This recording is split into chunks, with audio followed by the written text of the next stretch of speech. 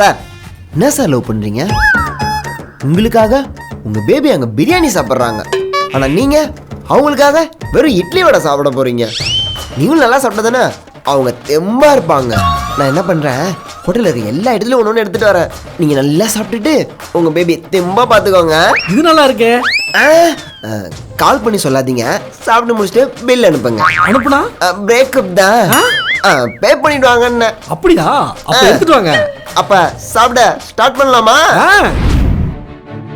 என்ன சார் சாப்பிட்றீங்க? தம்பி என்னப்பா இவ்வளோ சூடா இருக்க?